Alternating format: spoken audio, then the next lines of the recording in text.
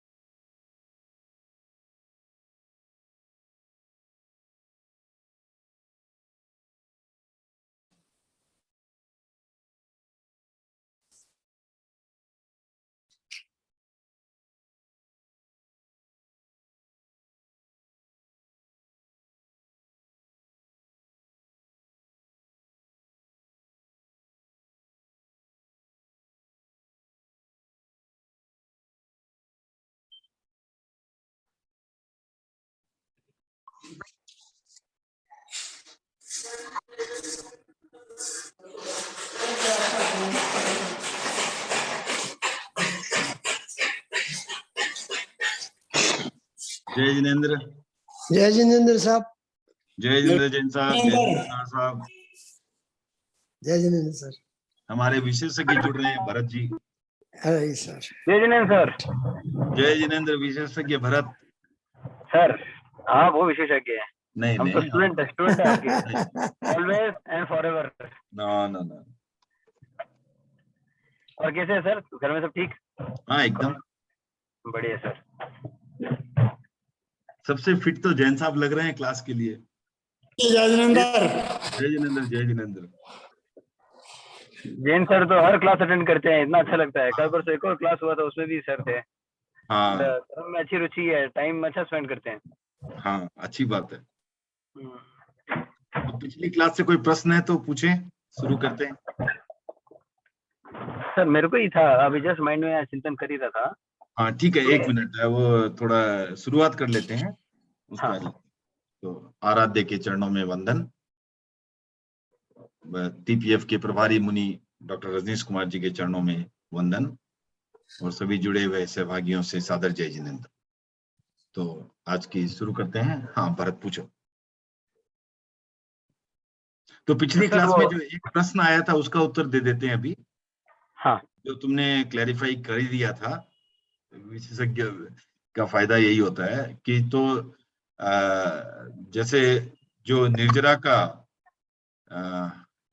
जो प्रकार था अनशन, उसका क्लैरिफिकेशन तुमने भेजा था, करेक्ट? हाँ सर। हाँ तो तुम ही दे दो।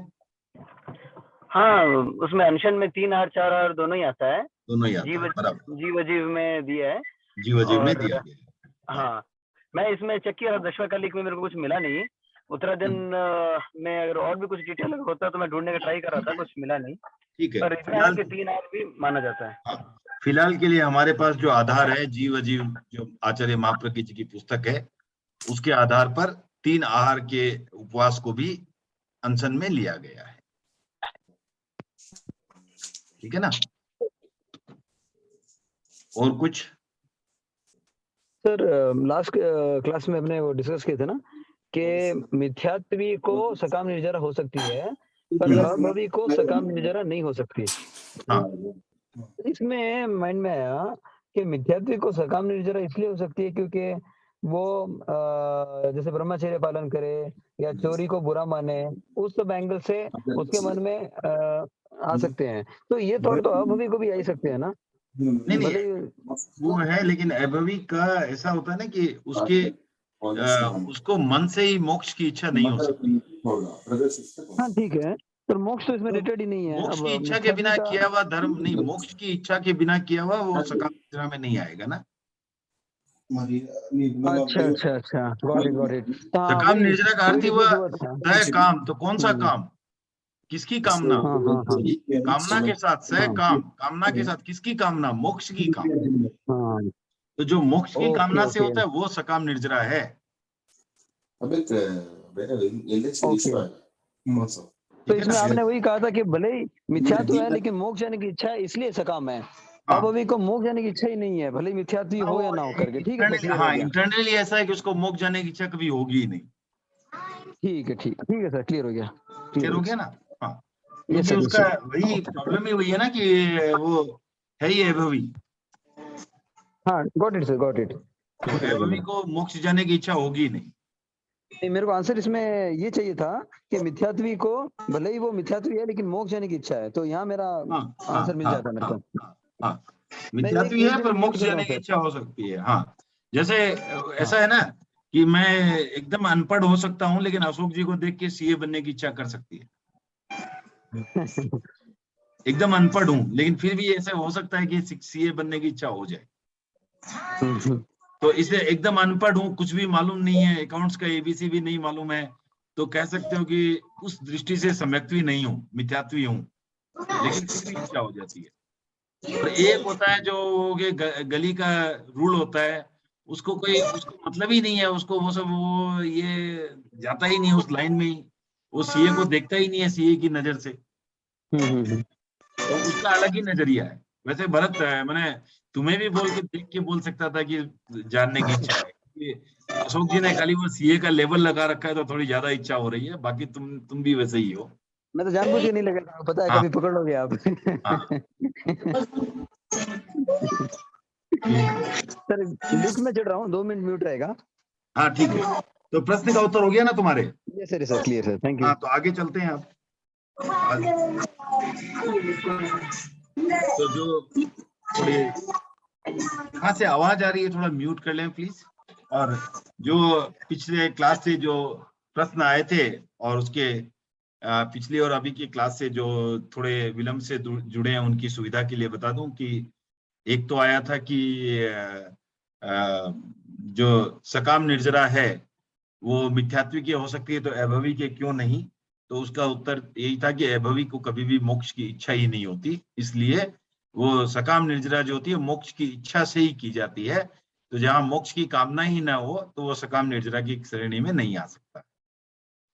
और दूसरा प्रश्न था पिछली क्लास में कि अनशन में जब हमने 4 प्रकार के आहार बताए थे, तो क्या 3 आहार का जो त्याग करके उपवास किया जाता है, क्या वो अनशन की कैटेगरी में आएगा या उणोदरी की कैटेगरी में आएगा, ऐसा प्रश्न था। तो जहां तक अपने इसका जीव अजीव में संदर्भ मिला है और वहां पर इसका जो खुलासा है वो यही है कि 3 आहार का भी अगर त्याग किया जाए तो उपवास की तो वो अनशन की श्रेणी में गिना जाएगा। ये जीव अजीव में जो निर्जरा की परिभाषा दी गई है 12 प्रकार की, उसमें ये क्लियर आया हुआ है। तो जब तक तो हमें अभी वही मान के चलना है, और कुछ अगर इसके बारे में जानकारी मिलती है तो आगे बता दी जाएगी, लेकिन ये आचार्य महाप्रज्ञ जी की पुस्तक है तो इसे पुष्टि माना जाए और निर्जरा में इस तरह जो है हम अनशन को भी जो 3 आहारों का त्याग है उसको भी अनशन की श्रेणी में रखें। ओके, अब आगे चलते हैं। तो हमने कल जो पिछली क्लास में थी वहां 28वें श्लोक को किया था, वहां से बात शुरू की थी। एकाग्र चिंता योग निरोधो व ध्यानम, अर्थात ध्यान के 2 प्रकार यहां बता दिए। ध्यान 2 तरीके से होता है। कैसे कैसे? एक होता है एकाग्र चिंतन, जहां पर किसी भी एक चीज पर ध्यान दिया जाए, कहीं पर हम कंसंट्रेशन करें, एकाग्र हो जाएं, वो एक प्रकार का ध्यान हुआ। और दूसरे प्रकार का जो ध्यान होता है वहां क्या होता है, हम योग को रोकते हैं, योग निरोधो।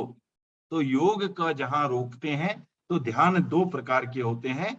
तो ये जो है यहां समझा जाए पहले एकाग्र चिंतन और योग निरोध। अब किसके कौन सा ध्यान होता है, इस पर चर्चा की जाए थोड़ी। तो एकाग्र चिंतनम छद्म स्थानाम केवली नाम तु योग निरोधेव एकाग्र चिंतनस्य तत्र अनावश्यकत्वात्। इसका अर्थ क्या हुआ, एकाग्र चिंतनम छद्म स्थानाम, तो जो छद्मस्थ होते हैं उनके लिए जो है एकाग्र चिंतन ध्यान जो होता है वो होता है, और जो योग निरोधात्मक ध्यान है वो किसके होता है, केवली नाम तू, सिर्फ केवलियों के लिए ही होता है। क्योंकि और वहां पर जो है एकाग्र चिंतन जो है वो आवश्यक नहीं होता है, अनावश्यक है, उसकी आवश्यकता नहीं है। ठीक है, तो ये हो गया आपको ध्यान के जो दो बिंदु थे उन पर बात हो गई। और ध्यान का जो कालमान होता है वो अंतर्मुहूर्त होता है। अब आता है कि ध्यान के प्रकार क्या है। एकाग्र चिंतन और योग निरोध को ध्यान में रखते हुए ध्यान के 4 प्रकार शास्त्रों में बताए गए हैं। कौन कौन से, सभी विदित हैं उनसे। आर्त रौद्र धर्म शुक्लानी, अर्थात धर्म जो ये ध्यान जो है 4 प्रकार का होता है, आर्त ध्यान, रौद्र ध्यान, धर्म ध्यान और शुक्ल ध्यान। अब ये प्रश्न है हमारे जो जुड़े हुए हैं उनसे कि ये चारों में से क्या चारों ही ध्यान करणीय है? नहीं सर, दो करणीय है। ठीक है, तो चारों अच्छे नहीं है मतलब। हाँ, तो हालांकि अर्थ ध्यान में नाम आ ध्यान गया। बहुत अब ये है कि ध्यान में नाम क्या आ गया, क्योंकि ध्यान क्या था, एकाग्र चित्त होना। एकाग्रता। हाँ, अब मैं एकाग्र हो सकता हूं विलासिता पाने के लिए, हाँ, मैं गलत चीज। एकाग्र तो हो सकता हूं किसी दुष्प्रवृत्ति में, तो वो ऑब्वियसली ध्यान तो है, लेकिन उस ध्यान का धर्म की दृष्टि से महत्व नहीं। धर्म की दृष्टि से महत्व वही होगा जहां हम किसी विशेष अच्छे प्रकार का ध्यान करें, अच्छी प्रकार की चीजों में एकाग्र हों। तो वे अच्छी प्रकार की चीजें क्या है उसकी भी आगे चिंतन, उस पर भी चिंतन करेंगे। और जो दो ध्यान जिनको हमें टालना है वो क्या है उसका भी हम चिंतन करेंगे। तो जो है, तो पहला प्रिय अप्रिय वियोग संयोगे चिंतनम आर्तम। तो प्रिय अप्रिय उनका वियोग और संयोग क्रम से उस पर जो चिंतन होता है उसे हम आर्त ध्यान कहते हैं। तो जो चीज हमें प्रिय होती है वो अगर बिछुड़ जाए, जो चीज अप्रिय होती है वो अगर हमारे पास आ जाए, तो उसमें अगर हम ध्यान हमारा उसी पर हमारा चित्त एकाग्र कर दें कि ओहो ये हमारे इतना प्रिय था, रसगुल्ला इतना प्रिय था मेरे को तो, और नार साहब उठा के ले गए। अब उसी पर चिंतन, और मुझे जो है मान लीजिए खाने में जूठा गिराने का सौगन है और नार साहब ने बड़ा मेरी प्लेट में रख दिया, और मुझे तो खाना ही नहीं था, ये अप्रिय स्वाद है मेरे लिए। अब मैं उस पर उसी चिंतन में लग गया, उसी पर एकाग्रचित हो गया। तो ये दोनों ही अर्थ ध्यान हो गए। तो एक तो प्रिय चीज रसगुल्ला चली गई और बड़ा आ गया, नार साहब ध्यान रखें आगे से। ठीक है ना, तो ये जो हो गया अर्थ ध्यान हो गया। तो अब इसमें क्या क्या आ सकता है, प्रियाणाम शब्दादि विषयाणाम। तो प्रिय शब्द आदि भी हो सकते हैं, जैसे कोई बहुत अच्छा गाना लगा दिया, राइट। अब वो गाने का टेप रिकॉर्डर बज रहा था, और आज की दुनिया में टेप रिकॉर्डर शायद लोग भूल गए होंगे, लेकिन हम जो लकीली जो जुड़े हुए हैं सबको शायद टेप रिकॉर्डर क्या है मालूम है। बट आज की जगह यूट्यूब पर आ रहा था, बहुत ही कर्णप्रिय गाना आ रहा था, अचानक वाईफाई आउट हो गया। आज की दुनिया में ये समझ में आता है, और हमारा प्रिय शब्दों से हमारा नाता छूट गया, और हम उसी में चिंतन में लग गए, उसी के बारे में रोने लग गए। तो ये क्या हो गया, अर्थ ध्यान। दूसरा है कि जो अप्रिय विषय है उसका संयोग मिल जाना, चाहे कुछ भी हो, शब्द हो, व्यक्ति हो, स्वाद हो, कुछ भी हो, उसका संयोग मिल जाना। तो ये वहां पर भी हमारे उसमें जो होता है जो उसके लिए क्या होता है कि जो अगर मिल जाए ऐसा तो क्या होगा, मान लीजिए मुझे कुछ शब्द पसंद नहीं है, वैसे कुछ आ जाए तो क्या करें, वहां से मुझे भागने में दिलचस्पी रहेगी। तो वहां से जो उसके वियोग की जो आतुरता दिखाते हैं, उसके वियोग के प्रति जो एकाग्रता बनती है, वो भी हो गया आर्त ध्यान। तो इस प्रकार जो आर्त ध्यान है वो सिर्फ प्रिय के संयोग के लिए और अप्रिय के वियोग के लिए किया जाता है। और कब होता है, जब प्रिय का वियोग हो और अप्रिय का संयोग हो। तो यह हो गया आर्त ध्यान। फिर नेक्स्ट अपना आता है रौद्र ध्यान। तो रौद्र ध्यान क्या है? वेदनायाम व्याकुलत्वम निदानम च। तो जहां वेदना और व्याकुलता और उसके निदान पर जो चिंतन होता है उसे रौद्र ध्यान कहते हैं। वेदना की व्याकुलता और उसके निदान। तो कहाँ हो सकता है ये? रोग आदि नाम प्रादुर्भावे व्याकुलतम। तो रोग आदि कष्टों में व्याकुल होना, किसी को मुझे अभी ये खराब है, मेरा सर दर्द कर रहा है, मेरा वो हो रहा है, दिन उसी के बात करना, उसी पर हमेशा चित्त एकाग्र रखना, बाकी कुछ मतलब ही नहीं है। तो वो एकाग्र उसी पर हो जाना, तो उससे क्या होता है? डबल नुकसान होता है। एक तो रौद्र ध्यान हो गया और दूसरा आपको ठीक भी नहीं होने वाला है। आप जितना उस पर कंसंट्रेट करोगे उतने ज्यादा आपको व्याधि है। क्योंकि व्याधि जो होती है वो एक तो कष्ट है, वो तो है, वेदना है, वो तो है, लेकिन अगर उस वेदना पर ही आप एकाग्रचित हो जाए तो वो वेदना ज्यादा महसूस होती है। आप उस समय अगर और कुछ कार्य में व्यस्त हो जाए, कई बार होता है ना, हमारी स्वास्थ्य भी अनुकूल नहीं रहता है, लेकिन अगर हम और किसी चीज में व्यस्त हो जाते हैं तो हम उतना वेदना पर केंद्रित नहीं रहते हैं, तो उतना हमें महसूस भी नहीं होता। तो आप किसी भी सीए को पूछ लो, 31 दिसंबर को किसी को कोई भी तबीयत खराब हुई थी? पता नहीं रहेगा, क्योंकि सबको आईटी रिटर्न उस दिन तक फाइल करना है, तो इसका आभास नहीं रहेगा। अगर हुई अस्वस्थता तब भी आभास नहीं रहेगा। और जहां आभास उसका हो, जहां उस पर एकाग्र चिंतन हो, और कहीं कहीं आप जाओगे तो आप कैसे पूछो क्या चल रहा है, तो कुछ ऐसा नहीं बोलेंगे कि आज वेडनेसडे की क्लास है, अटेंड करना है, अच्छा लग रहा है, वहां लास्ट क्लास में ये सीखा, वो नहीं। क्या होगा? नहीं, मार तो पेट ही ठीक हो रहा है। तो आप जाओ, तो आप कहीं आपने अनुभव किया होगा, तो उनका चिंतन ही वहीं रहता है। आप कुछ भी हो, दिन भर में 20 बातें घटित होगी, लेकिन कुल मिलाकर उनका चिंतन वहीं पर केंद्रित रहता है। उसका कैसे निदान किया जाए, उसका कैसे उपचार किया जाए, उसका क्या किया जाए, इससे मेरे को इतनी परेशानी हो रही है। तो उसमें क्या हुआ? एक तो रोग की व्याकुलता पर चिंता, और दूसरा वैषयिक सुखाव दृढ़ संकल्प कर्णमपि आर्त ध्यानम। तो दोनों ही आ गए आर्त ध्यान में।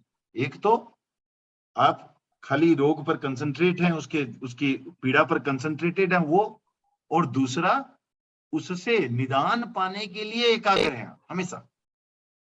तो दोनों क्यों? वो क्या है, उससे ये कहा जाता है कि ये जो विषय भोगों की सुरक्षा है उसके प्रति आप एकाग्रचित हो रहे हो। तो ये दोनों प्रकार की जो बात हो गई है, ये आर्त और ये रौद्र ध्यान हो गया। ठीक है, सॉरी, ये आर्त ध्यान हो गया। सॉरी, आई एम सॉरी, ये अभी जितना भी किया हमने चर्चा, ये सारे आर्त ध्यान थे। सॉरी, वेदनायाम व्याकुलत्वम निदानम च, तो वो आर्त ध्यान में ही था। च मीन्स और, ये उसके सिवाय अप्रिय और अप्रिय के साथ साथ ये वेदना और उसके निदान की जो बात की हमने, मिच्छामि दुक्कडम, मैंने रौद्र ध्यान बोला, रौद्र नहीं, वो भी आर्त ध्यान ही है। क्योंकि हम अपने क्योंकि वह क्या है, वेदना क्या है, अप्रिय है, और हम उससे दूर हटने की कोशिश कर रहे हैं, और उससे जो वेदना का निदान है वो क्या है, वो प्रिय है। तो ये भी प्रिय और अप्रिय के चिंतन में ही आ जाता है। ठीक है, तो ये हो गया आपको अर्थ ध्यान। फिर आता है हिंसा अनृत्यस्ते विषय संरक्षणार्थम रौद्रम। तो यह जो हिंसा, असत्य, चोरी और विषय भोगों की रक्षा के निमित्त की जाने वाली एकाग्र चिंता जो है वो रौद्र ध्यान है। क्लियर हो गया? तो हिंसा, असत्य, चोरी और विषय भोगों की रक्षा, चाहे किसी भी प्रकार से, तो इन पर जो चिंतन है वो एकाग्र चिंतन रौद्र ध्यान है। अब एते षष्ठ गुण स्थानम यावत भवत, तो ये भवतः, तो ये जो है, ये जो कौन से एते मीन्स ये दोनों। संस्कृत ऐसी भाषा है जहां पर जैसे हम लोग इंग्लिश, हिंदी में क्या होता है, एक वचन और बहुवचन, सिंगुलर प्लूरल। संस्कृत में क्या है, एक वचन, द्विवचन और बहुवचन, तीन होते हैं। तो द्विवचन मीन्स दो, कोई भी चीज, जैसे दो लड़के द्विवचन, तो वहां तीन होते हैं, एक लड़का, दो लड़के और दो से अधिक लड़के, तो दो से अधिक है वो बहुवचन। तो जो एते शब्द जो आता है वो द्विवचन का भाषा है, द्योतक है। तो एते षष्ठ गुणस्थानम यावत भवतः, तो ये जो, ये दोनों कौन से दोनों, आर्त ध्यान और रौद्र ध्यान, षष्ठ गुण स्थानम मीन्स छठे गुण स्थान तक होते हैं। ठीक है, तो ये आर्त ध्यान और रौद्र ध्यान, ये दोनों का जो अस्तित्व है वो छठे गुण स्थान तक है, उसके बाद नहीं है। अब ये जो दो ध्यान थे, ये दो ध्यान अशुभ ध्यान की श्रेणी में आते हैं और इनसे बचना चाहिए, इसमें नहीं उलझना चाहिए। अब बाकी के जो दो ध्यान हैं वो जो है वो अच्छे ध्यान है, शुभ ध्यान में आते हैं। जो तीसरा जो आता है वो है, क्या है, धर्म ध्यान। तो धर्म ध्यान में क्या होता है, आज्ञा, अपाय, विपाक, संस्थान, विचयाय। तो ये जो है आज्ञा, चार शब्द आए हैं इसमें, आज्ञा, अपाय, विपाक और संस्थान। इनका क्या करना है, विचयाय, अर्थात इन पर चिंतन करना, इन पर जो चिंतन किया जाता है उसे धर्म ध्यान कहा जाता है। किन किन चीजों पर, आज्ञा, अपाय, विपाक एवं संस्थान का निर्णय। तो ये अब इसमें क्या क्या आ जाता है, इसको भी अब चारों शब्दों को आराम से हम समझते हैं।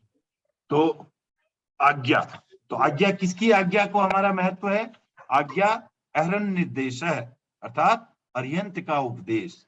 जो अर्यंत का उपदेश है उसे हमने आज्ञा में लिया है। तो अर्यंत के उपदेशों पर चिंतन करना, यह हो गया आज्ञा विचय। चार प्रकार के विचय बताए ना हमने, आज्ञा विचय, अपाय विचय, विपाक विचय और संस्थान विचय। ये चार प्रकार के विचय बता दिए हमने। तो आज्ञा विचय क्या हुआ, जो अर्यंत के उपदेश हैं, तीर्थंकरों का जो उपदेश है उस पर जो है चिंतन करना, वीतराग के, सर्वज्ञ के, उनके उपदेशों पर ध्यान देना, चिंतन करना, मनन करना, ये हो गया आपको आज्ञा विचय। इससे क्या होगा, आपको, आपकी एकाग्रता किस दिशा में जाएगी, जो सही काम उन्होंने बताया है, जो सही मार्ग बताया है, उस तरफ आपका चिंतन जाएगा, आपकी एकाग्रता जाएगी, वो धर्म ध्यान की श्रेणी में आता है। दूसरा आता है अपाय विचय। तो अपाय किसे कहते हैं, उपाय किसे कहते हैं,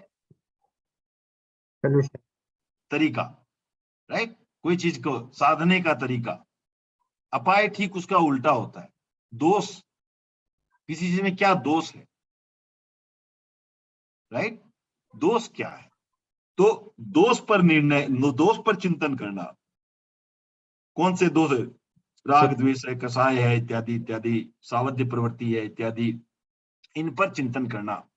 इन पर चिंतन किस लक्ष्य से करना, कि इसे अगर चिंतन करेंगे तो क्या होगा, आपको अगर पता रहेगा कि आप अगर मान लो आपको ये सिखाया जाता है कि झूठ बोलना पाप है, तो आप ये क्या था, झूठ बोलना जो था वो एक अपाय था, गलत बात थी। उससे अगर आप उसको चिंतन करोगे कि क्या क्या गलत बातें हैं, तो हम लोग लिस्ट बनाते हैं ना कई बार, क्या क्या बनाते हैं, डूज एंड डोंट्स। तो डूज हो गए आज्ञा, डोंट्स हो गए अपाय, ये नहीं करना है। तो डूज एंड डोंट्स दोनों इंपॉर्टेंट है। तो ये हो गया आपको अपाय विचय, अर्थात इनसे हमें बचना है, इस पर चिंतन करना है कि अपाय क्या क्या है, इन पर चिंतन, ये हो गया। फिर तीसरा होता है विपाक। विपाक का अर्थ हुआ फल। अब हम फल की चिंता भी करते हैं। फल की चिंता करने से भी क्या होता है, आदमी बचता है।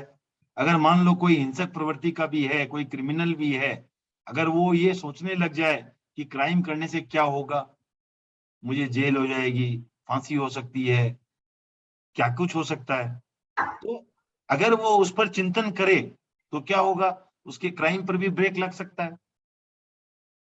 तो इस तरह जो है विपाक चिंतन जो होता है वो भी धर्म ध्यान की श्रेणी में लिया गया है।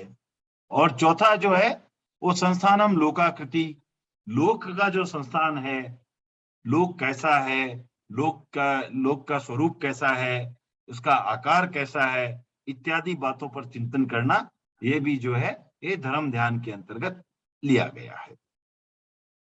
और ये जो ध्यान है वह 12वें गुणस्थान तक होता है। एतच्च आद्वादश गुणस्थानात्, अर्थात ये जो है ये आपको 12वें गुणस्थान तक होता है। तो एक श्लोक हमने छोड़ दिया था, ऐशान विचयाय निर्णयाय चिंतनम धर्म ध्यानम। तो इन विषयों पर चिंतन जो है वो धर्म ध्यान कहा जाता है। ये जो चार थे वो तो हमने बता ही दिए, आज्ञा, अपाय, विपाक और संस्थान। तो ये 12वें गुणस्थान तक होता है और इसे धर्म ध्यान कहा जाता है।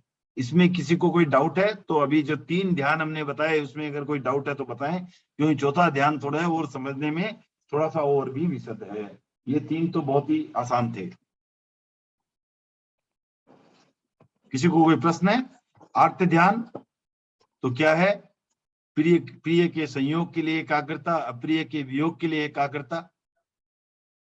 प्रिय का वियोग होने से और अप्रिय का संयोग होने से जो एकाग्रता होती है उसे, या वेदना के प्रति जो एकाग्रता होती है, या वेदना से छुटकारा पाने के लिए निदान के प्रति जो एकाग्रता होती है, वो हो गया आर्त ध्यान। फिर असत्य इत्यादि, असत्य अचौर्य इत्यादि, असत्य चोरी इत्यादि जो है, हिंसा इत्यादि, ये आ गया रौद्र ध्यान में, जहां आपका एक तरह से कहा जा सकता है कि आपका रुद्र रूप सामने आ रहा है, रौद्र ध्यान। और तीसरा हमने बात की धर्म ध्यान की, जहां पर हमने कहा कि 4 विषयों पर जो चिंतन है, आज्ञा, अरिहंतों की आज्ञा, उपदेश पर सोचना वो आज्ञा, अपाय अर्थात दोषों पर सोचना ताकि हम उससे बच सकें, तीसरा विपाक अर्थात फलों को सोचना, अगर हम उनके कर्म के फलों को सोचते हैं तो वैसे कर्म करने से हम बच सकते हैं, तो उस हिसाब से जो है विपाक चिंतन। और चौथा जो आता है उसमें जो लोक संस्थान है, लोक का जो आकार है, उस पर चिंतन करना, ये धर्म ध्यान में आता है। और आर्त और रुद्र ध्यान कितने गुणस्थान तक रहते हैं पवन जी? छठे गुणस्थान तक। और ये आपका जो धर्म ध्यान है वो 12वें गुणस्थान तक। ठीक, बिल्कुल सही सर। अरे ये गुणस्थान हर मिनट में चेंज, जैसे आप बोले, सॉरी, अंतर्मुहूर्त होता है तो अपना ये चेंज होता ही रहता है, मतलब अपना भाव जैसे होते चेंज होता ही रहता है, भाव चेंज, मतलब ध्यान चेंज होता ही रहता है भाव अंतर्मुहूर्त से उसके वो भाव, गुणस्थान और भाव की चर्चा फिर कभी करेंगे, वो अलग अलग चीज हो गई। गुणस्थान जो है वो आत्मिक उज्ज्वलता पर निर्भर करता है, तो कौन से गुणस्थान में कौन कौन से भाव रहते हैं वो बात कभी और चर्चा करेंगे, ठीक है ना? हाँ, तो उसमें ये भी चर्चा कर सकते हैं फिर भाव कौन से होते हैं, कौन से गुणस्थान में कौन सी लेस्या होती है, ये सब अलग विषय हो गया, ठीक है? मेरा कहने का मतलब था कि ध्यान हमारा चेंज होता है, अंतर्मुहूर्त की लिमिट है, अंतर्मुहूर्त एक समय दिया हुआ है हाँ, ये इसलिए कि आप कितनी देर तक एकाग्र रह सकते हैं उसकी भी एक सीमा है। ओके। ये क्योंकि आपको कंसंट्रेट करना है ना, तो कितनी देर तक आप कंसंट्रेट कर सकते हो, उसके बीच में आपका ध्यान कहीं ना कहीं कुछ क्षणों के लिए इधर उधर जाएगा ही जाएगा। इसलिए कहा जाता है कि ये अंतर्मुहूर्त जो है, इसीलिए हम लोग बीच में भी यहाँ इतर बातें कर लेते हैं ताकि आपका ध्यान जो है वापस लाया जाए, ठीक है ना? हाँ, राइट, थैंक यू। ओके। तो अब किसी को प्रश्न है कोई धर्म ध्यान तक? अशोक जी कोई प्रश्न नहीं? आज क्या बात, आज सुना नहीं आपने लगता है? नहीं सुना है। हाँ, लेकिन आधे आधे पूर्ण वो ध्यान से नहीं सुना, ये ध्यान का नहीं, चैप्टर है, ध्यान से नहीं सुना है। नहीं धर्म ध्यान में आपने बोला 12वां गुणस्थान। हाँ, 12वें तो- गुणस्थान तक। हाँ हाँ, आप अभी भी कर सकते हो। ओके। हाँ, वो एक डाउट। हाँ, वो क्या है, आ द्वादश गुण स्थानात, वो खाली द्वादश गुण स्थान हम नहीं बोला है। हाँ आद मने तक, 12वें गुण स्थान तक। नहीं तो पहला गुणस्थान जो मिथ्याति है वहां से भी कर सकते हैं। हाँ हाँ हाँ, 12वें गुण स्थान तक। Okay right. ओके। अब क्यों आप समझेंगे कि 13वें में क्यों उसकी अपेक्षा नहीं है, वो भी समझेंगे। क्योंकि 13वां गुण स्थान में क्या हुआ, अभी उस पर चिंतन करते हैं। 13वें में क्यों नहीं बोला गया? अब 13वें में क्या है, आप खुद सर्वज्ञ हो, तो आपको जरूरत है क्या आज्ञा विचय की? आपको जरूरत है क्या अपाय विचय की? आपको जरूरत है क्या विपाक विचय की? आपको जरूरत है क्या संस्थान विचय की? कोई आवश्यकता नहीं है आपको, क्योंकि आप तो सब कुछ जानते हो। आप जो बता रहे हो उसके आधार पर दूसरे कर रहे हो धर्म ध्यान, ठीक है ना? तो इसलिए वहां पर जो है इसकी कोई भी आवश्यकता नहीं रहती है। इसलिए नहीं मेरा क्वेश्चन है सर, इसके जैसे आपने बोला भाई गुणस्थान और ये ध्यान, तो हाँ, गुणस्थान से ये कनेक्टेड है या ध्यान से गुणस्थान कनेक्टेड? हाँ, गुणस्थान से ध्यान कनेक्टेड है, ध्यान से गुणस्थान कनेक्टेड है? नहीं, ऐसे कनेक्टेड नहीं बोल सकते, कनेक्टेड भी है और अलग भी है। ऐसा है कि आप जैसे आप बोले कि कर्म और गुणस्थान में क्या संबंध है, अगर आपने पूछा, तो हर चीज का संबंध होता है अलग अलग। तो क्या कि कौन से गुणस्थान में कौन से कर्म की क्या स्थिति रह सकती है इत्यादि। अगर 13वें गुणस्थान में चले गए तो वहां पर क्या होगा, आपको 4 कर्म नहीं रहे। तो इसी तरह से ध्यान भी है कि आप चिंतन करते हो कि कहाँ कहाँ। अब जैसे क्या कि आप 7वें गुणस्थान में चले गए मान लो, तो आपके एक तो कसाई मंद, दूसरे इतनी जागरूकता, अप्रमत्त भी हो गए, तो उस हालत में आदमी आर्त ध्यान और रौद्र ध्यान कैसे करेगा? मतलब वो ऑटोमेटिकली उस स्थिति में हाँ, आएगा ही वो नहीं तो होगा ही नहीं ना। अगर आर्त ध्यान रौद्र ध्यान वाली स्थिति में रहता तो तो गुणस्थान 7वें गुणस्थान में पहुंचेगा ही नहीं। हाँ वो कनेक्शन है ना। हाँ, वो कनेक्शन, हाँ वो कनेक्शन है बस। बट वैसे डायरेक्टली ऐसा नहीं कि ये और वो एक ही है, ऐसा नहीं है। लेकिन ऐसा है क्योंकि आपको कुछ योग्यता चाहिए ना। अब अगर बोलो कि अभी संख्या जोड़ घटाव करनी नहीं आती और सीए बन गया है, संभव है क्या? नहीं होगा। आज की डेट में शायद है सर, एक्सेल में डाल के कर लेगा, लेकिन जनरली कह सकते हैं कि संभव नहीं है। राइट। उसको नहीं, जैसे बोला भाई कोई 12वां गुणस्थान में तो उनको आर्त ध्यान रौद्र होगा ही नहीं, होगा ही नहीं, सवाल ही नहीं उठता है। भाई automatically it will not happen. नहीं, 6 के बाद ही नहीं होगा। क्योंकि आपको इतनी क्लैरिटी आ चुकी है उस समय कि वो हो ही नहीं सकता। आपकी इतनी 14 पूर्वी वाला भी 6ठे गुण स्थान में होगा तो ही वो आहारक लब्धि का उपयोग करता है। हाँ, ऊपर में नहीं करता। करेक्ट। 6ठे गुण स्थान में ही करेगा वो आहारक लब्धि का उपयोग। करेक्ट। क्योंकि किसी भी लब्धि का उपयोग है वो भी 6ठे गुण स्थान से आगे नहीं करता है। ठीक है, तो अभी आगे चलते हैं। एक इम्पोर्टेंट पॉइंट है इधर। हाँ। तो कि आप अगर लोअर गुणस्थान में है, जैसे 4थे 5वें 6ठे गुणस्थान में है, तो आप मेहनत से प्रयत्न से ध्यान से आप ऊपर गुणस्थान में पहुंच सकते हैं। तो ये you can use this as a ladder to grow up. हाँ, दैट इज करेक्ट। क्योंकि धर्म ध्यान, अल्टीमेटली आप धर्म ध्यान करोगे तो क्या होगा, आप पापकारी प्रवृत्ति से बचने का प्रयास करोगे। जैसे जैसे आप पापकारी प्रवृत्ति से बचने का प्रयास करोगे, निर्वध्य प्रवृत्ति होगी। जैसे जैसे निर्वध्य प्रवृत्ति होती रहेगी, आपकी क्या निर्जरा होती रहेगी और आप गुणस्थानों में आगे बढ़ सकते हो। यही था ना दिनेश जी आपके कहने का?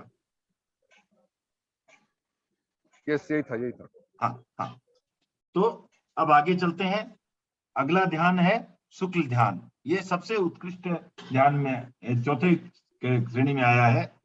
और सो पृथकत्व वितर्क, सविचार, एकत्व वितर्क, अविचार, सूक्ष्म क्रिया अप्रतिपाति समुच्छिन्न क्रिया अनिवृत्तिनी शुक्लम। तो इस तरह यहाँ 4 प्रकार बता दिए शुक्ल ध्यान। शुक्ल ध्यान के बड़ा ध्यान से सुनिएगा, 4 प्रकार बता दिए। पहला क्या था? पृथकत्व विचार, पृथकत्व वितर्क सह विचार, अर्थात इसमें 3 शब्द आए हैं, पृथकत्व, वितर्क और सह विचार। पृथकत्व का मतलब क्या हुआ? अलग अलग, भिन्नता। ओके। वितर्क है जो श्रुत ज्ञान के सहारे जो चिंतन किया जाता है उसे वितर्क कहते हैं। अंदर जो आप उस पर विचार करते हो, वो उस पर जो चिंतन करते हो वो हो गया तर्क वितर्क। हाँ, तर्क वितर्क जो करते हैं वो हो गया आपको वितर्क। फिर सह विचार, तो ये जो पहला वाला है वो विचारों के साथ है। विचार, कहाँ विचार होता है और कहाँ अविचार की अवस्था होती है। आपके सामने अगर 10 स्क्रिप्ट आती है, स्टॉक मार्केट में बैठे हो आप, 10 स्क्रिप्ट आती है, तो क्या होगा राजेश? क्या होगा? विचार होगा ना, ऑप्शन। विचार होगा ना, ऑप्शन सोचोगे। बिल्कुल। तो वो हो गया सह विचार। अब एक ही है तो विचार करने की अपेक्षा नहीं है, उस पर सिर्फ एकाग्रता ही हो सकती है, वो हो गया अविचार। तो दूसरा जो भेद है वो है एकत्व वितर्क अविचार। तो जहां एकता की बात होती है, भेद नहीं, एक, तो वो हो गया अविचार। तो अब ये 2 की पहले चर्चा कर लेते हैं, फिर आखिरी 2 में जाएंगे। ओके। निर्मलम प्रणिधानम शुक्लम, जो निर्मल अवस्था है, समाधि की अवस्था है, उसे शुक्ल ध्यान कहते हैं। और ये तत्चतुर्विधम, तो हमने पहले ही बात कर ली कि ये 4 प्रकार का है। तो पहला जो भाग है वो क्या है? तत्र प्रथमम भेद प्रधानम स विचारम। उनमें जो पहला है वो भेद प्रधान है। यहाँ जो विभिन्नता की दृष्टि से देखा गया है, भेद की दृष्टि से देखा गया है, तो वहां पर जो है भेद है जो मुख्य है, भिन्नत्व है जो भिन्नता है, अलग अलग की बात है, वो मुख्य है। तो उसे, तो आप क्या करते हैं कि इसमें क्या करना है आपको कि किसी एक वस्तु को अपने ध्यान का विषय बनाएं और बना करके सब पदार्थों से उसके भिन्नत्व का चिंतन करें। किसी एक, आप मान लीजिए आपने जैन दर्शन पर चिंतन लगाया, अब उस पर चिंतन जो आप कर रहे हो, कैसे कर रहे हो कि बुद्ध से कैसे अलग है, सांख्य से कैसे अलग है, वेदांत से कैसे अलग है, वैशेषिक से कैसे अलग है, इत्यादि इत्यादि। तो ये जो आप भिन्नता से आप उसको चिंतन कर रहे हो, कहाँ भिन्न है इससे, कहाँ भिन्न है इससे, कहाँ भिन्न है इससे, तो भिन्नता की दृष्टि से आप विचार कर रहे हो। चिंतन का विषय हमारा जैन दर्शन है, लेकिन ये हर चीजों से कैसे अलग है, इससे क्या होता है। अगर हम फिर से स्टॉक मार्केट की तरफ ही चले जाएं तो काफी लोगों को समझने में इजी हो सकता है। तो हम जैसे हमने एक उठाया शेयर, कोई भी टाटा कंसल्टेंसी सर्विस, अब हम क्या करते हैं, अलग अलग और 50 कंपनियों से इसमें इसका क्या अंतर है, इसको सोचते हैं, और इसका मैनेजमेंट क्लीन है compare to this, compare to this, compare to this, इसका ये अच्छा है compare to this, compare to this, compare to this. तो उससे हमें क्या होगा, हमारा उस पर विश्वास और सुदृढ़ होगा। तो इस तरह से हम जिस चीज पर एकाग्र हो रहे हैं उसको और अच्छी तरह से समझेंगे और अच्छी तरह से जानेंगे कि ये औरों से अलग क्यों है, इसमें क्या भिन्नता है। इसका जो चिंतन हुआ वो आ गया आपको पृथकत्व वितर्क सह विचार पर। अनिल जी कुछ ऐड करना चाहेंगे?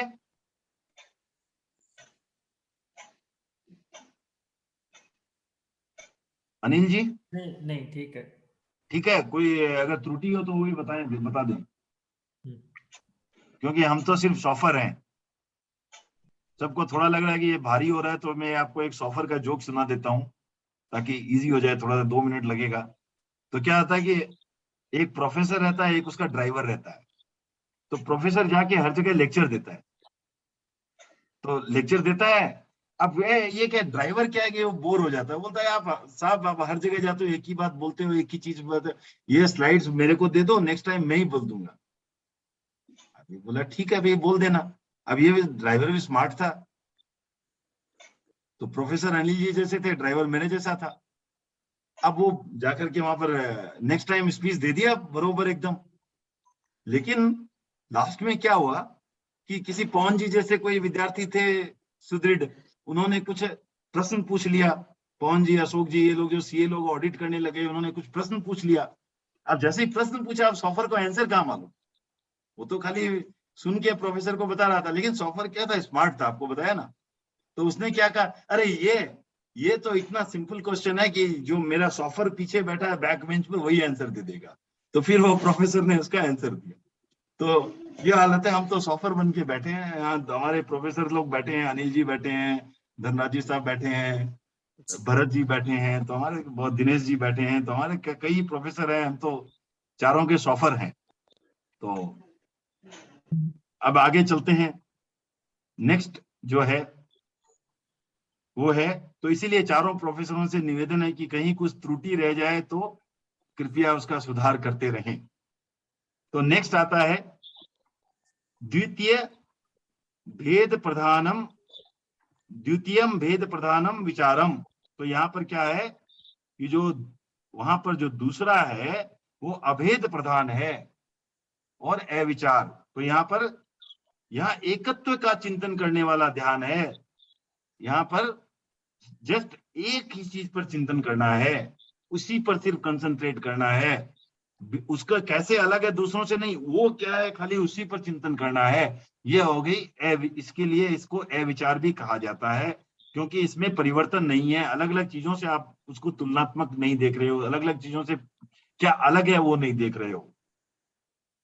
तो इसलिए ये जो है ये हो गया आपको अविचार की स्थिति है। ये प्रथम दो जो है, यहाँ फिर भी आप देखोगे एकाग्र चित्तता की बात आती है, किसी चीज पर ध्यान करना है, चिंतन करना है, इस चीज की चर्चा आती है। जो नेक्स्ट दो जो है वो ध्यान रखने की योग्य बात है। जो नेक्स्ट दो जो शुक्ल ध्यान की हैं वो सिर्फ जो केवली बनने की प्रक्रिया होती है तभी होते हैं। और वहां पर वो जो हमने कहा ध्यान के पहले दो भाग बताए थे, याद आया, एक एकाग्र चिंतन और दूसरा योग निरोध। तो यहां से ये योग निरोध की बात शुरू होती है, योग को रोकना है। अब तृतीयम सूक्ष्म कायिक क्रियम प्रतिपाति। तो ये तीसरी जो अवस्था है, तीसरा जो शुक्ल ध्यान का प्रकार है वो क्या है, जब शरीर की सूक्ष्म क्रिया बाकी रहती है। 13वें गुणस्थान के अंत में, 13वें गुणस्थान के अंत में 13वें से 14वें में जाएगा। 14वां गुणस्थान कौन सा है, अयोगी केवली, सब प्रकार के योग का निरोध हो जाता है। जो 13वें के अंतिम में है, तो उस समय क्या होता है कि बहुत सूक्ष्म क्रिया, जो आप जनरली जो मन वचन योग की प्रवृत्ति देख रहे हो वो सब बंद, लेकिन सूक्ष्म क्रिया क्या बची, जैसे आपको श्वासोश्वास की प्रक्रिया है, इस तरह का योग जो छोटा हल्का सा योग है, सूक्ष्म योग, तो वो सूक्ष्म क्रिया बाकी रह गई और इसको अप्रतिपाती कहा गया। मतलब अप्रतिपाती का अर्थ, भरत क्या अर्थ हुआ अप्रतिपाती का? आने के बाद जाएगा नहीं। हाँ, तो ये अपतन माने यहां से और वापस गिर नहीं सकता, अतः ये अप्रतिपाती है। तो जो 13वें गुणस्थान की उस श्रेणी तक आ गया, वहां तक सूक्ष्म क्रिया अप्रतिपाती तक, उसके बाद वहां से लौटेगा नहीं, वापस योग की अवस्था में नहीं जाएगा। तो ये जो हो गया, ये 14वें गुणस्थान की शुरुआत है। अब तो ये हो गया सूक्ष्म क्रिया अप्रतिपाती। ये कहाँ हुआ, 13वें गुणस्थान के अंत समय में हुआ। ओके। चतुर्थंच अयोगावस्थम निवृत्ति। तो चतुर्थ जो है वो क्या है, वो समुच्छिन्न क्रिया अनिवृत्ति। तो ये जो अयोगावस्था है चतुर्दश गुणस्थान की, उसको कहते हैं समुच्चिन्न क्रिया अनिवृत्ति। यहाँ पर सब क्रिया इससे इसकी निवृत्ति नहीं होती, क्योंकि इसके बाद इससे छुटकारा नहीं होता ना। ये तो हो गया, लास्ट स्टेज है।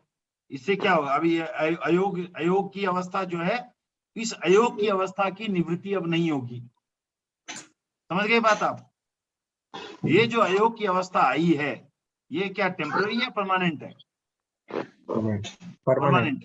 इससे निवृत्ति नहीं होने वाली वापस। इससे निवृत्ति का मतलब वापस इससे निपट लें। अपने जनरली भाषा में इससे निबड़ लिया, राजस्थानी में बोले निपट लिया। इससे निपट करके वापस कोई चीज से निपटेंगे तो वापस वो स्थिति वो चेंज हो जाएगी। ये परिवर्तन वाली स्थिति नहीं है, इससे निवृत्ति नहीं होने वाली अयोगावस्था से। तो ये जो है इसे कहते हैं समुच्चिन्न क्रिया अनिवृत्ति। तो ये हो गई चौथी अवस्था। और ये कब होता है? ये 14वें गुणस्थान में हुआ।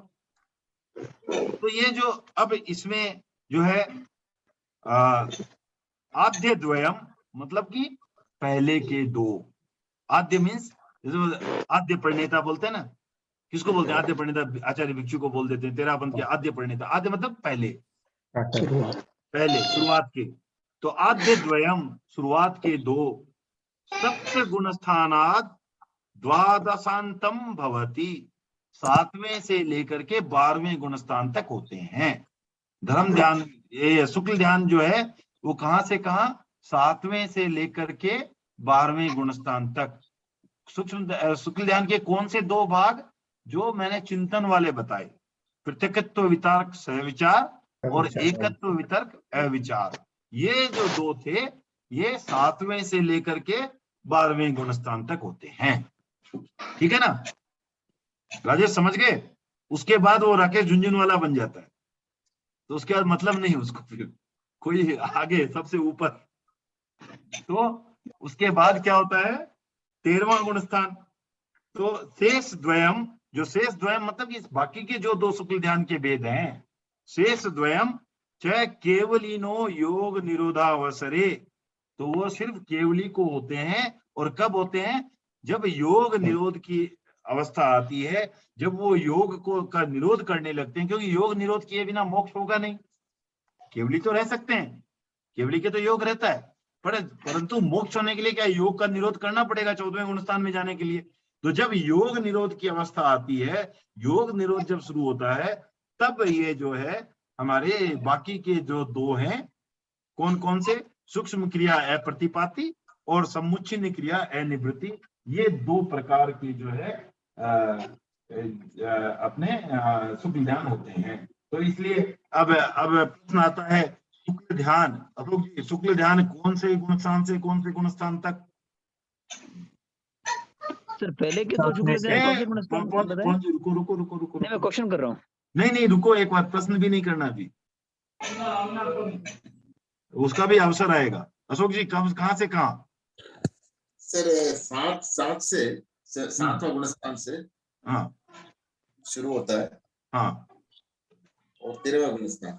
13वें। अच्छा ठीक है, वेरी गुड। पवन जी? 7 से 14 गुणस्थान। 7 से 14, ठीक है।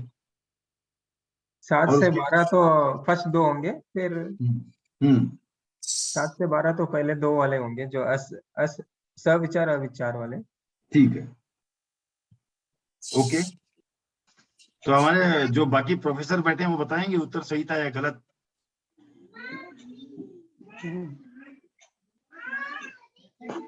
ठीक है सर। ठीक है, ओके, वेरी गुड। ठीक है, 13वें तक ठीक है, 14वें तक ठीक है। वो 14वां तो नहीं, अशोक जी ने हाँ 14वें तक करेक्ट, 14वें तक करेक्ट। 14वें में भी होता है ना?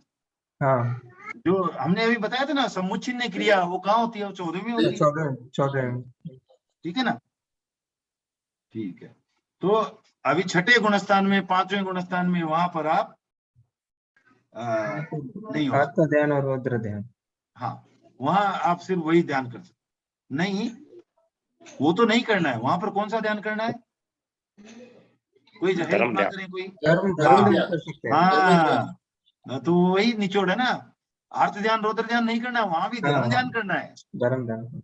शुक्ल ध्यान नहीं कर सकते, धर्म ध्यान तो कर ही सकते हैं। हाँ, हाँ, शुक्ल ध्यान जो है वो सिर्फ 7वें के बाद होगा, और जो योग निरोधात्मक शुक्ल ध्यान है वो सिर्फ जब केवल ज्ञान के बाद मोक्ष के लिए तैयारी होती है तब होता है, 13वें गुणस्थान के अंत में लेकर के वहीं से शुरू। ठीक है ना? ओके। तो 9वें गुणस्थान में जो शुक्ल ध्यान होता है वो कौन सा होगा? अविचार सविचार। 10वें में? उसमें भी वही हो। 12वें में? 12वें में वही होगा। 13वें में? 13वें में वो सूक्ष्म अप्रतिपाती। दोनों हो सकते थे ना? और दोनों दो नाम होता था। दोनों हो सकते हैं ना? हाँ, हाँ, यहाँ ट्रैप हो गए आप तो। मैं दोनों नाम बोल रहा था, नाम ट्राई नहीं, दोनों मना कि शुरू के दोनों भी हो सकते हैं ना, वो एकाग्रता वाले भी तो हो सकते हैं ना। ओके आप okay got it all four is possible. नहीं, ऑल फोर पॉसिबल नहीं है, ओनली लास्ट 2 आर पॉसिबल। तो क्योंकि जो वही मैं बताया, जो एकाग्र वाला होता है वो जैसे ही सर्वज्ञ बना, वो एकाग्रता की आवश्यकता नहीं है। तो वही तो। हाँ, समझ गए बात को? हाँ, सर्वज्ञ बनने के बाद वो एकाग्र चिंतन की कहाँ आवश्यकता? हाँ, हाँ, उसके बाद वो क्या था, लाइव गूगल बन जाता है जी। गूगल क्या है, अजीब है वो, एकदम माने लाइव गूगल है, सब कुछ पता है और जीव भी है। उसके बाद कोई आवश्यकता नहीं, कुछ भी आवश्यकता नहीं। हाँ, खाली लास्ट 2। हाँ, तो 13वें में सिर्फ एक ही होगा। दो लास्ट 2 ना। 13वें में सिर्फ एक ही होगा, सूक्ष्म क्रिया प्रतिपाती। ओके, वो जो समुच्चय क्रिया वो कहाँ होगा? अनिवृत्ति वाला 14वें में। ओके, खाली 14 ओनली 14। क्लियर हो गई बात? हाँ, हाँ, तो मेरे ख्याल से तो ये सही है, लेकिन I just look for Anil ji, just confirm करें एक बार। हाँ ठीक है। ठीक है ना? हाँ, आप चेहरा दिखा के भी बता दिए तो और भी संतोष हो रहा है, अच्छी बात है। ठीक है, गुड। तो वो दिखना भी देना। 13वें के अंत में चालू हो जाता है, लास्ट समय में सूक्ष्म 13वें क्रिया के चालू। वो सूक्ष्म क्रिया प्रतिपाती। हाँ। तीसरा वाला, हाँ, तीसरा वाला 13वें में, बराबर है। ठीक है, तो अभी अशोक जी 5वें गुणस्थान में कौन सा ध्यान करना चाहिए? धर्म ध्यान। धर्म ध्यान। और कौन कौन सा हो सकता है? रौद्र ध्यान, अर्थ ध्यान, धर्म ध्यान। अच्छा, 8वें गुणस्थान में कौन कौन से ध्यान हो सकते हैं? वही सर, शुक्ल ध्यान, शुक्ल ध्यान। और नहीं हो सकते कुछ? वही वो 2 है ना, एकाग्रता और।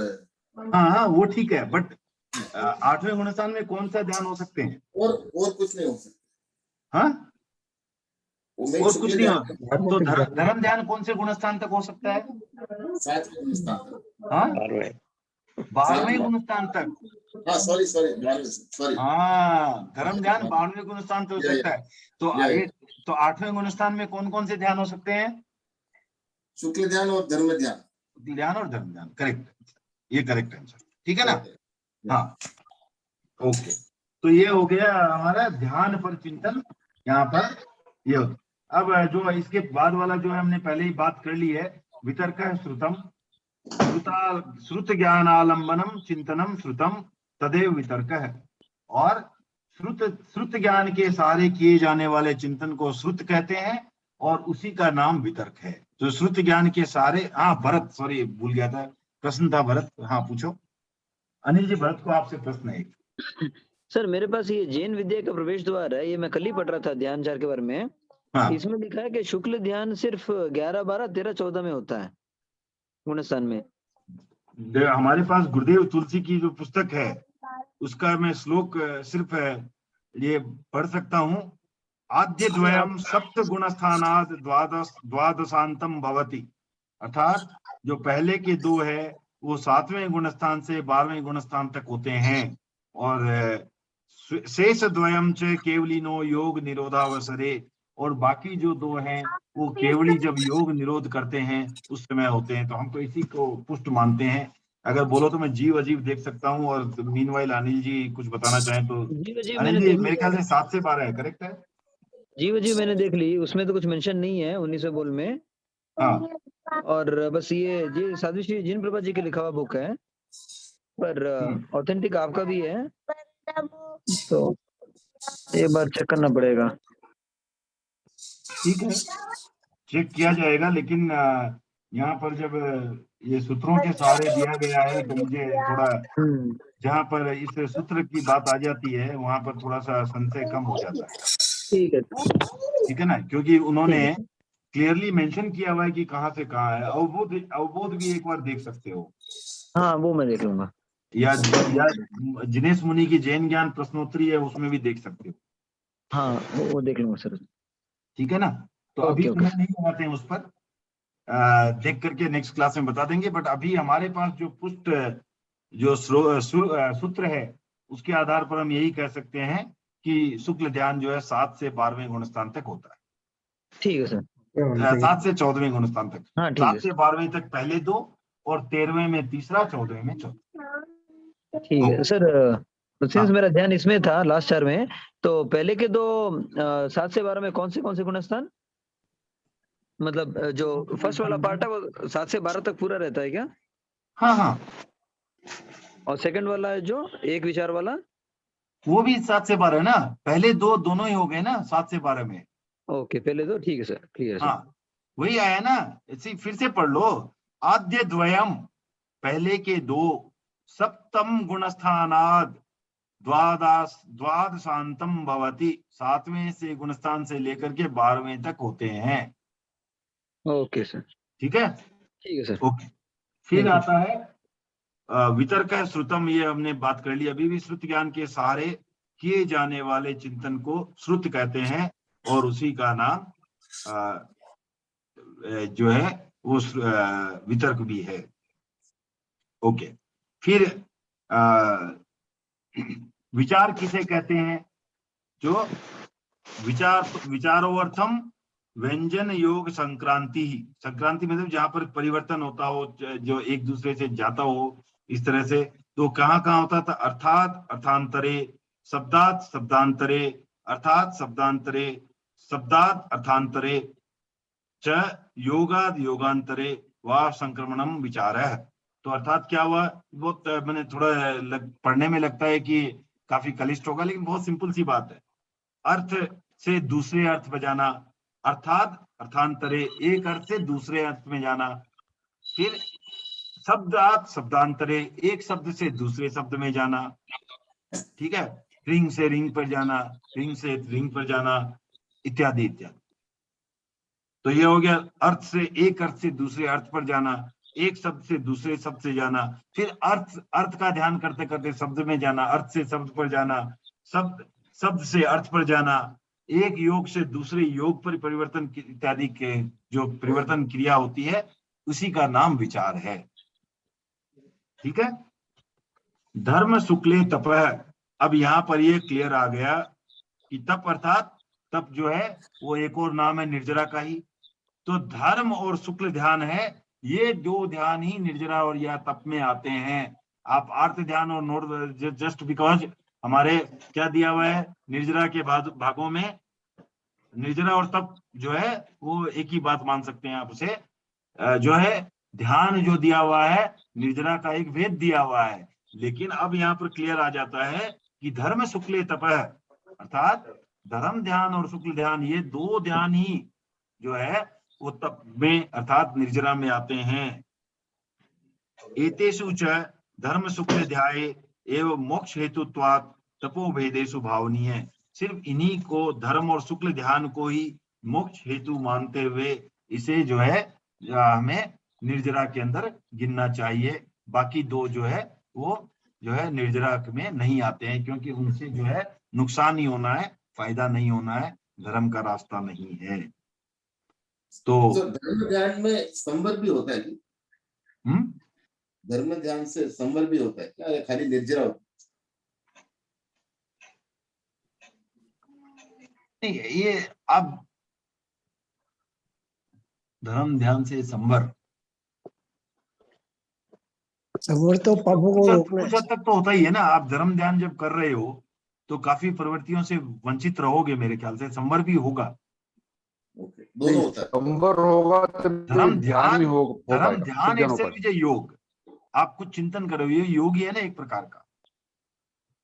आप किसी चीज पर चिंतन कर रहे हो, धर्म ध्यान कर रहे हो, आप स्वाध्याय कर रहे हो, मान लो आज्ञा विजय स्वाध्याय हो गया, आप उस पर चिंतन कर रहे हो, तो ये तो एक प्रकार का योग हो गया ना। तो दिस इन इटसेल्फ इज शुभ प्रवृत्ति बोल सकते हैं। लेकिन चूंकि आप शुभ प्रवृत्ति में है तो कुछ चीजों से आप बचे हुए भी रहोगे, तो कुछ संवर भी होगा। दोनों।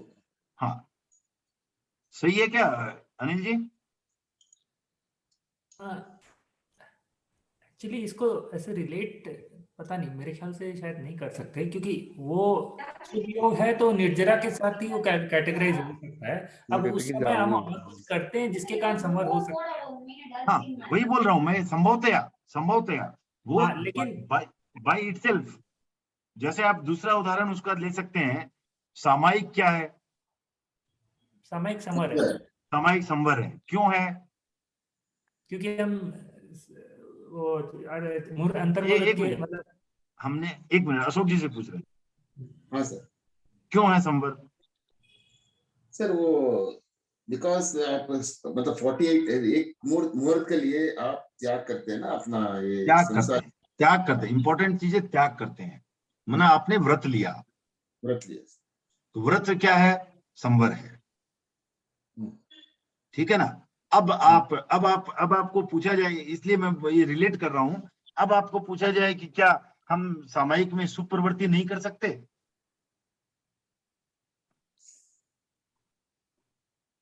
कर सकते हैं। आपने योग का त्याग नहीं लिया था क्या? एक मिनट, कोई हेल्प ना करे प्लीज। हाँ, आपने योग का त्याग नहीं लिया था क्या? नहीं, वो निर्वद्य का त्याग लिया। निर्वद्य का त्याग लिया था? नहीं सॉरी, अपना क्या बोलते ना, सावध्य का त्याग लिया था, करेक्ट। तो निर्वद्य योग आपका कर सकते हो आप, लेकिन जो आप निर्वद्य योग करते हो, क्या उसका नाम सामायिक है? सामायिक तो समता में रहना, कोई भी योग नहीं, वो नहीं, वो छोड़ो, वो जनरल डिफिनेशन में मत जाओ। सामायिक अभी क्या थी?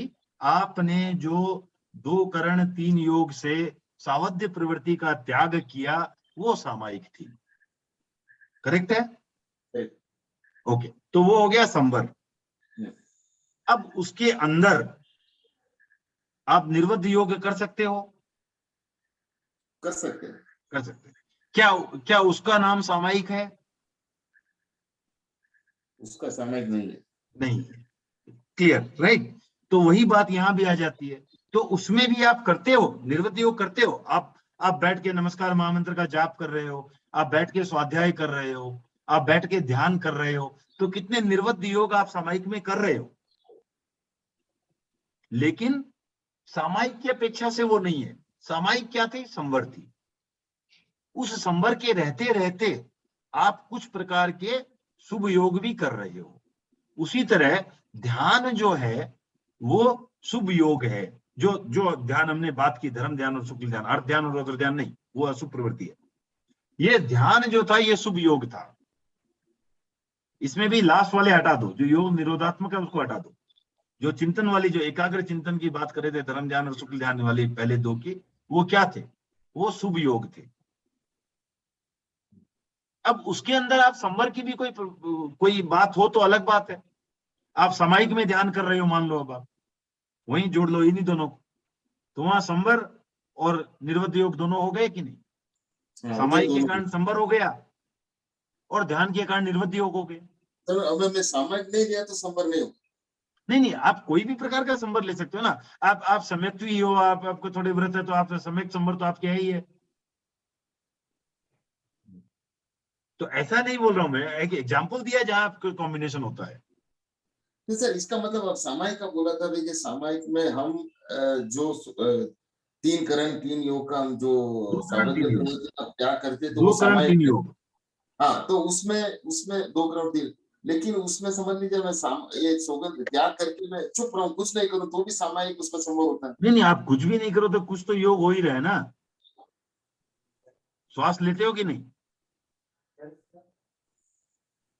श्वास तो वो हाँ लेते ना। तो योग है, योग नहीं क्या वो? तो क्या होता है श्वास लेने से? योग है। अमन वो क्या है, अगर तो योग दो ही प्रकार के होते हैं। नहीं मैं बोल रहा हूँ संवर होता है, निर्जरा नहीं होती है।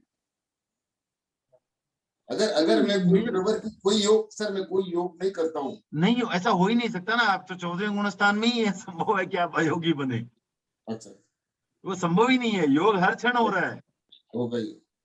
हाँ, योग तो एक्टिविटी हर क्षण जारी है।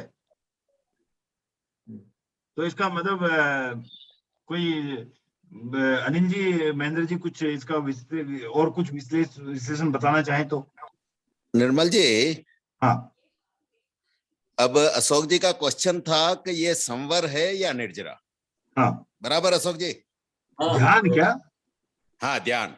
तो ध्यान अपन निर्जरा की कैटेगरी में लेंगे, संवर की कैटेगरी में नहीं आएगा। हाँ, उस दृष्टि से मैं बोल रहा हूँ। नहीं, मैं जो उनका प्रश्न समझा, साथ साथ संवर हो सकता है क्या? नहीं, संवर तो ठीक है, व्रत लिया तो संवर कभी भी हो जाएगा। हाँ। नहीं, जब मैं व्रत नहीं लिया, खाली धर्म ध्यान में हूँ, तो आपको वही तो मैंने फिर आपको वही बोला था कि आप सम्यक भी हो और आपको कुछ भी व्रत है तो आप सम्यक 5वें गुण स्थान में हो, तो सम्यक संवर तो आपके ऐसे ही है। नहीं, मिथ्यात्व भी तो हो सकता है ना। हाँ, वो हम आपको नहीं मानते ना, बाकी केवल ही जाने। नहीं, लेकिन निर्मल जी, धर्म ध्यान मिथ्यात्व भी कर सकता है, पहले गुणस्थान वाला भी। हाँ, कर सकता करेक्ट है ना? हाँ, लेकिन वहां संवर नहीं हो सकता ना। हाँ, वहां संवर नहीं होगा। वही पॉइंट, वही करेक्ट। पहले गुणस्थान में संवर होता ही नहीं है। हाँ, करेक्ट। वही अशोक जी का पॉइंट वही आ रहा है। 5वें से ही संवर है। करेक्ट। 5वें के पहले संवर नहीं हो सकता। वही कोशिश। हाँ, ओके, ठीक है। तो हाँ, मैंने वैसा, अच्छा सॉरी मैं गलत समझा। तो वो तो हो ही सकता है, खाली आप बिना संवर के आप ध्यान तो कर ही सकते हैं, कोई इश्यू ही नहीं है, क्योंकि ये तो योग है ना, चिंतन है, चिंतन तो कर ही सकते हो। खाली लेकिन इनका क्वेश्चन है कि ध्यान में संवर नहीं है। ध्यान संवर नहीं है। हाँ, बस ध्यान संवर नहीं है। निर्मल जी, एक डाउट है। हाँ, एक्चुअली जो 14वें गुण स्थान में ध्यान है, वही मैं उसको वो मैं वही बोल रहा हूँ, ये वो दो को छोड़ दो, योग निरोधात्मक जो वो छोड़ दो, क्योंकि वहां पे योग वो नहीं तो है, संवर ही है। नहीं है, वो तो संवर ही हो जाएगा ना, क्योंकि योग को आप योग से अयोग की तरफ जा रहे हो। हाँ, तो वो वाला ध्यान मेरे ख्याल से संवर कैटेगरी में चला जाएगा। अभी बात स्पेसिफिकली धर्म ध्यान की हो रही थी। ठीक है, क्योंकि उसमें भी शुक्ल ध्यान में भी पहले दो है वो चिंतन वाले हैं, वो भी योग है। जो लास्ट दो है वो योग निरोध के हैं, तो उनको छोड़ दो। और लास्ट दो में भी सिर्फ लास्ट वाला ना, लास्ट नहीं, ये सूक्ष्म क्रिया प्रतिपाती भी ये है। किस अपेक्षा से? वो सूक्ष्म क्रिया से भी, जो क्रिया का जो अल्पीकरण किया उसी से है ना। हाँ, लेकिन योग जीरो नहीं हुआ ना, फिर भी अभी जीरो नहीं हुआ है, लेकिन योग से अयोग की तरफ की जाने का रास्ता है ना वो। हाँ, नहीं तो योग है तो निर्जरा होगी फिर भी। नहीं, वो ठीक है, परंतु योग से अयोग की तरफ जाने का वो होगा क्या, वो अलग बात है। उसका उद्देश्य क्या था? उस ध्यान का उद्देश्य सुख प्रवृत्ति नहीं था, उस ध्यान का उद्देश्य था योग से अयोग की तरफ जाना। मेरे ख्याल से वही है, बाकी पता नहीं है, बट मेरे ख्याल से वही, क्योंकि वहां जो लास्ट दो आते हैं वो योग से अयोग की तरफ जा रहे हैं, बाकी जो सारे हैं वो एकाग्रता और चिंतन की बात है। तो वो तो क्लियरली योग ही है, अच्छी चीजों पर योग है, जबकि ये जो है ये अयोग की तरफ जा रहा है। ठीक है, तो काफी हाँ, धर्म और धर्म ध्यान एक ही होगा क्या? ये मैं इसलिए पूछ रहा हूँ कि भवन बोल मेरा सामने है, जो अशोक जी ने जो क्वेश्चन पूछा ना, उसके लिए मैं रेफर कर रहा था। धर्म के दो प्रकार है, संवर और निर्जरा। यह मोह कर्म की अनुदय अवस्था में होता है। चारित्र मोहनीय के उपशम क्षय शवशम से संवर धर्म होता है, और दर्शन मोहनीय का उपशम क्षय शवशम मिथ्यात्व की निर्जरा से होता है, इसलिए निर्जरा धर्म है। तो यहाँ धर्म संवर निर्जरा दोनों का ये दिया है। तो धर्म नहीं और नहीं, धर्म वहाँ ये देखो, धर्म ध्यान और धर्म में मेरे ख्याल से मिक्स नहीं करना चाहिए। जो धर्म है वो है जो भी रास्ता मोक्ष की तरफ ले जाए, जो भी रास्ता आत्मा की उज्ज्वलता की तरफ ले जाए, उसे धर्म कहा गया है। वहां धर्म का क्या मतलब हुआ कि जो कोई भी पदार्थ का एक धर्म होता है, जैसे चीनी का धर्म है मीठा होना, ठीक है ना, उसी प्रकार आत्मा का धर्म जो है वो कर्म मुक्त होकर के अपना जो है ज्ञानवान चेतनावान होना, वो जो है ज्ञानवान दर्शनवान होना, वो आत्मा का धर्म है। जो भी रास्ता हमें उस तरफ ले जाए उसे हम धर्म कहते हैं। जो भी आत्मा को अपने वास्तविक स्वरूप में स्थापित करने का मार्ग हो उसे धर्म कहते हैं। धर्म ध्यान जो है वो ध्यान का एक प्रकार है, वो जो है, इसलिए उन दोनों को मिक्स नहीं कर सकते। ठीक है सर। इसको कह सकते हैं कि धर्म ध्यान भी एक प्रकार का धर्म है, लेकिन सब धर्म ध्यान नहीं होते। हाँ एग्जैक्टली, करेक्ट है। सब धर्म ध्यान भी धर्म है, क्योंकि वो भी धर्म ध्यान से भी हमारा मोक्ष का रास्ता खुलता है, हमारे आत्मा को शुद्ध स्वरूप में आने की जो है वो मार्ग है। तो इसलिए धर्म ध्यान भी धर्म है, ये सही है। लेकिन सारे धर्म ध्यान है या शुक्ल ध्यान है, ये बात नहीं है। ठीक है सर, थैंक यू। ठीक है ना। और किसी को कोई प्रश्न?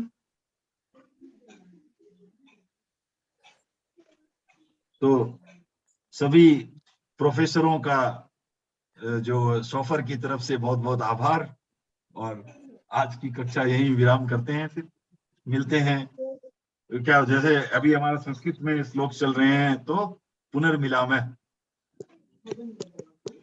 आगामी बुधवासरे 8 वादने पुनर्मिलामः।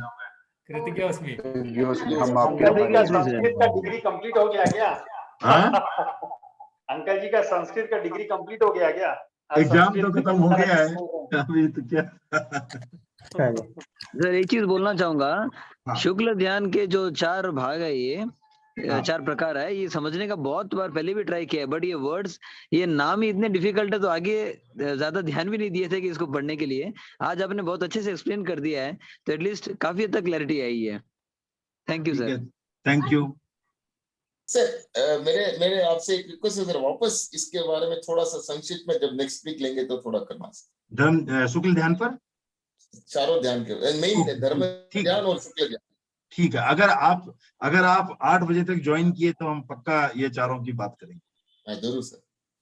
क्या ना अशोक जी, ऑडिट की लास्ट डेट 15 तक है, तो थोड़ा ऑडिट की तरफ डाइवर्सन हो गया अशोक जी का। नहीं कोई नहीं, वो ठीक है, वो हमें दिख रहा था, बट जो भी था ये पूरा पारदर्शी थे अशोक जी। अशोक जी इसीलिए थोड़ा कभी वीडियो ऑफ कर दिया करो। नहीं छिपा के नहीं था, नहीं एकदम, क्यों, ये मित्रों में बात है, कोई खास बात नहीं है, पारदर्शिता है पूरी, कोई दिक्कत नहीं है। अशोक जी ऐसा ही रहना चाहिए, ठीक है। नहीं वो नहीं होना चाहिए, वो भी नहीं होना चाहिए, मेरा इच्छा है। ठीक है नहीं, लेकिन 8 बजे आप पूरे क्या बोलते हैं एकाग्रता के साथ रहेंगे। और ये हमारे परामर्शक भी आ गए हैं, उन्होंने साफ लिखा है, ये टीपीएफ परामर्श देते हैं दिनेश जी सर। चलो अच्छी बात है। ओके सर, शुभ रात्रि सबसे, धन्यवाद। बाय। कृतज्ञ।